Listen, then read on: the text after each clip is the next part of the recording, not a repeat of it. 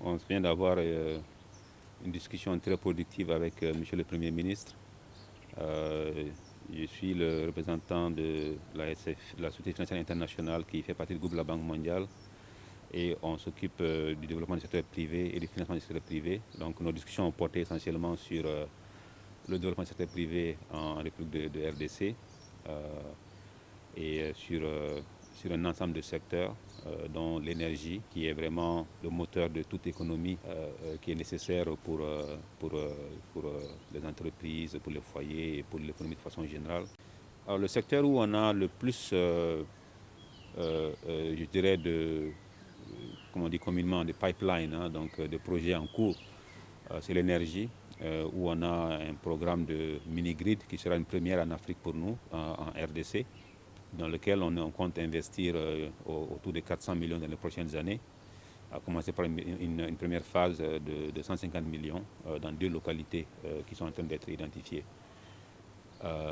Ensuite, on a un projet de producteurs indépendants d'électricité de 100 mégawatts, donc de solaire, et également là le niveau des investissements en gros c'est 100 millions de dollars.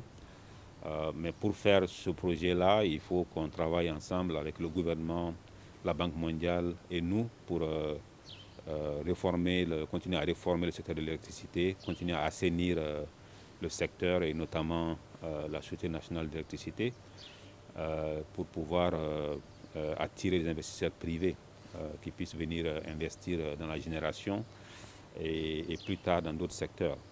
Le dernier point dans le domaine de l'énergie, c'est vraiment comment aider à réduire les pertes commerciales de la SNEL qui sont assez importantes en RDC et qui demandent donc que le gouvernement mette de l'argent de sa poche, alors que si on pouvait réduire ces pertes-là, le gouvernement aurait moins d'argent à mettre dans le fonctionnement de la SNEL. Les autres secteurs de financement des PME, on a des opérations en cours en ce moment.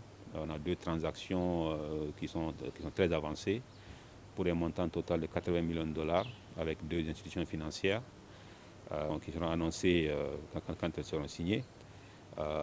Mais aussi, on a des projets pour améliorer le cadre réglementaire pour le crédit bail, par exemple. Et le crédit bail, c'est probablement un des outils les plus importants pour financer les PME. Vous savez, une des contraintes les plus importantes dans nos pays pour l'accès au financement, c'est les garanties que les banques demandent. Et souvent, ces garanties, les banques les demandent sous forme de terrain ou de bâtiments.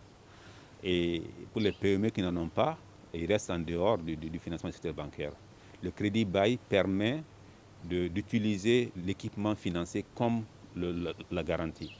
Mais pour que le crédit bail puisse marcher, il y a des aspects fiscaux dans beaucoup de pays qui ne favorisent pas son développement par rapport aux prêts classiques. Donc on a travaillé sur une réforme du cadre réglementaire du crédit bail pour qu'on puisse vraiment favoriser le développement du crédit bail et faciliter le financement, par exemple, de tout ce qui est service aux miniers. Il y a besoin d'équipements et les PME locales pourraient, s'ils avaient accès au financement, acquérir les équipements et puis fournir ces services-là. Même chose pour l'agriculture. Ça demande beaucoup d'équipements et le crédit bail permettrait de les fournir. Dernier point que je dirais, c'est la centrale de risque. Le système financier a besoin d'informations fiables pour prendre des décisions de crédit et la centrale de risque permettrait vraiment de faciliter et d'accélérer ces décisions.